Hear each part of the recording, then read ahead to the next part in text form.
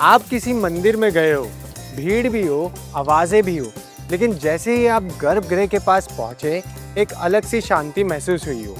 या किसी पुराने मॉन्यूमेंट के अंदर जाते ही लगा हो कि बाहर की दुनिया थोड़ी स्लो हो गई है।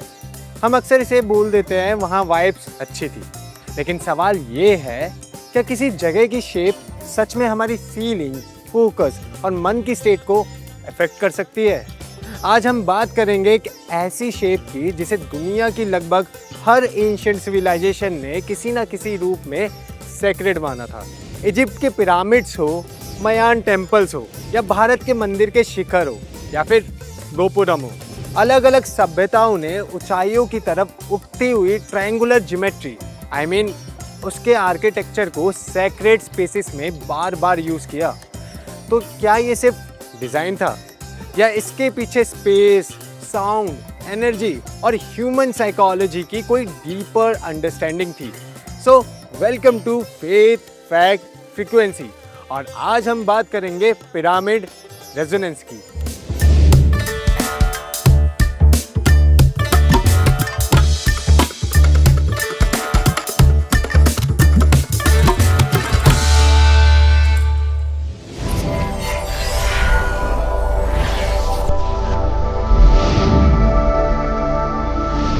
जब हम पिरामिड शब्द सुनते हैं तो सबसे पहले दिमाग में क्या आता है? इजिप्ट, मम्मी, फेरोज और कई बार तो एलियंस वाली कहानियां। लेकिन अगर हम थोड़ा शांत होकर आर्किटेक्चर देखें तो पिरामिड सिर्फ इजिप्ट की कहानी नहीं है। दुनिया की कई एंशिएंट सिविलाइजेशन में हमें ऊपर की तरफ उठते हुए सेक्रेड स्ट्रक्चर्स दिखते हैं। मायान सिविलाइजेशन में स्टेप्ड पिरामिड्स, इजिप्ट में मैसिव स्टोन पिरामिड्स, और भारत में मंदिरों के ऊपर उठते हुए शिखर और गोपुरम। अब यहाँ एक बात साफ है, Indian temples exactly Egyptian pyramids नहीं है। उनका पर्पस, स्ट्रक्चर और सिंबलिज्म बिल्कुल अलग है, लेकिन एक कॉमन आइडिया जरूर दिखता है, नीचे से ऊपर की तरफ उठती हुई ज्योमेट्री। और यही ज्योमेट्री हमें विजुअली भी ऊपर की तरफ ले जाती है, माइंड को ग्राउंड से स्काई की तरफ मूव कराती है। और शायद यही वजह है कि सेक्रेड आर्किटेक्चर में वर्टिकल राइज इतना इंपॉर्टेंट रहा है।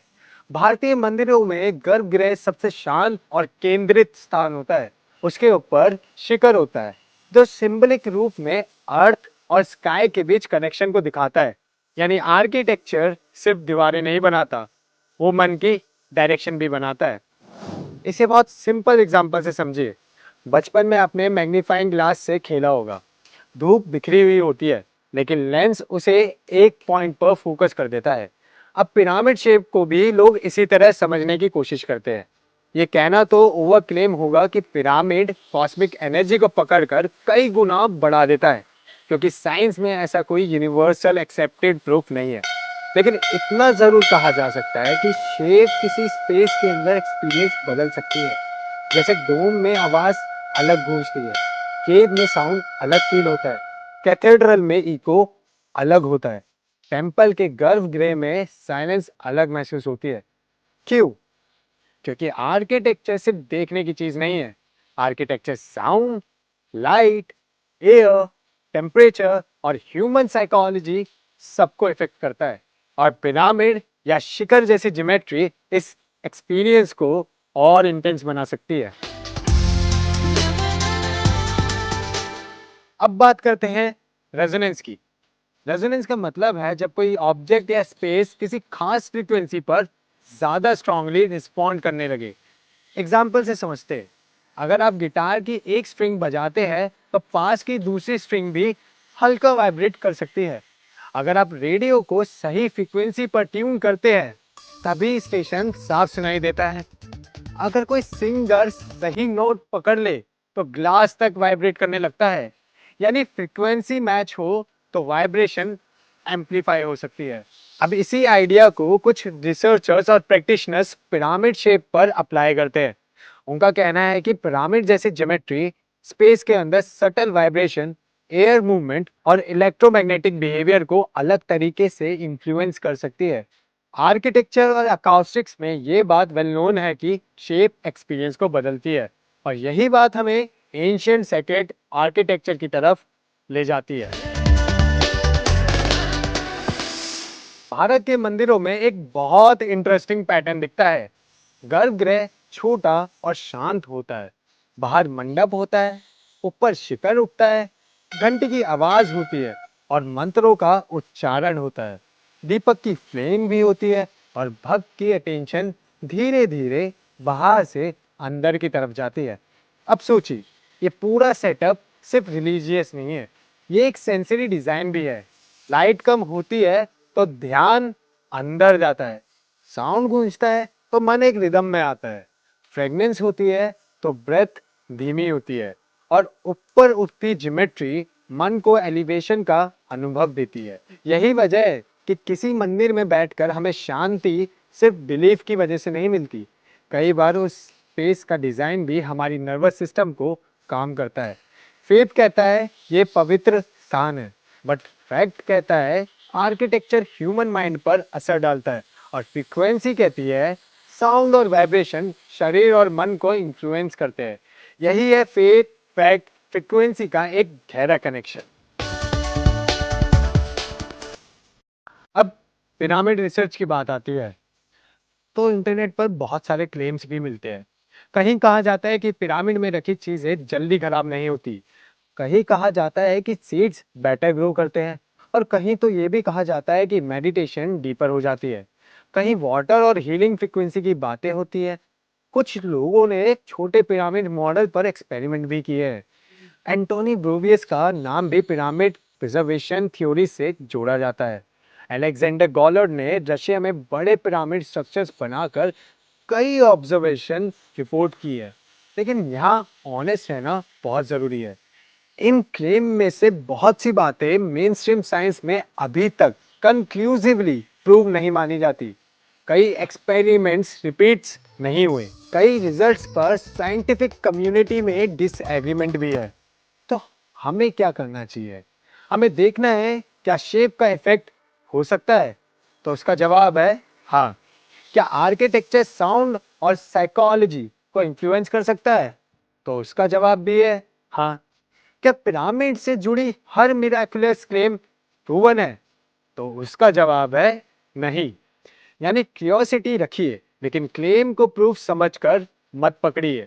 साइंस की यही खूबसूरती है, वो सवाल पूछने से रोकती नहीं है, बस एविडेंस मांगती है। अब इंटरनेट पर पिरामिड और शूमैन रेजोनेंस की बात भी बहुत होती है। शूमैन रेजोनेंस बेसिकली अर्थ और आयनोस्फेयर के बीच बनने वाली नेचुरल इलेक्ट्रोमैग्नेटिक रेजोनेंसेस को कहा जाता है। इसकी फंडामेंटल फ्रीक्वेंसी लगभग 7.83 हर्ट्ज बताई जाती है। अब कई लोग कहते हैं कि पिरामिड इस फ्रीक्वेंसी से ट्यून हो जाता है, लेकिन इसे प्रूवन फैक्ट की तरह बोलना सही नहीं होगा। हाँ, इतना जरूर है कि फ्रीक्वेंसी और वाइब्रेशन हमारे जीवन का हिस्सा है। हमारा ब्रेन अलग अलग स्टेट्स में अलग अलग ब्रेन वेव्स प्रोड्यूस करता है। डीप रिलैक्सेशन में अल्फा वेव्स बढ़ सकती है। साउंड, चैंटिंग, ब्रीदिंग और मेडिटेशन हमारी मेंटल स्टेट को इन्फ्लुएंस कर सकते हैं। तो अगर कोई व्यक्ति पिरामिड शेप्ड या टेम्पल लाइक शांत स्पेस में बैठकर मेडिटेट करता है तो उसे कामनेस महसूस हो सकती है। लेकिन इसका कारण सिर्फ पिरामिड एनर्जी है, ये कहना ठीक नहीं होगा। उस कामनेस में कई फैक्टर्स हो सकते हैं।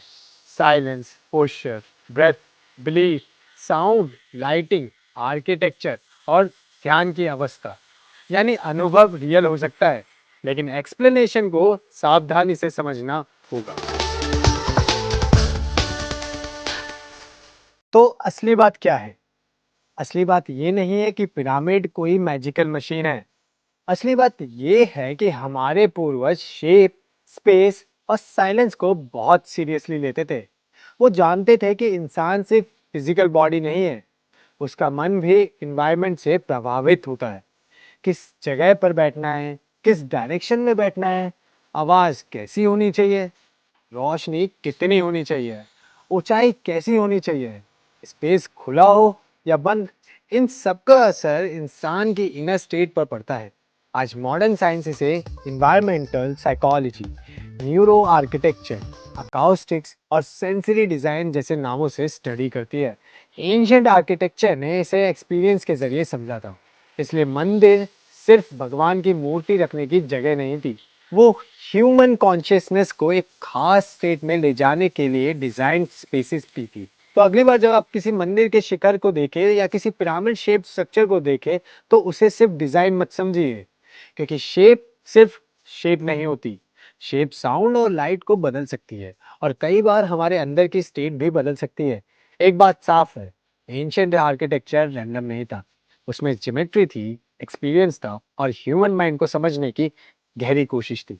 शायद इसी वजह से पुराने सेक्रेट स्पेसेस में जाकर आज भी हमें कुछ अलग महसूस होता है।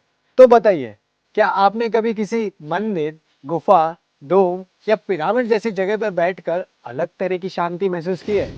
कमेंट्स में अपना एक्सपीरियंस जरूर लिखिए।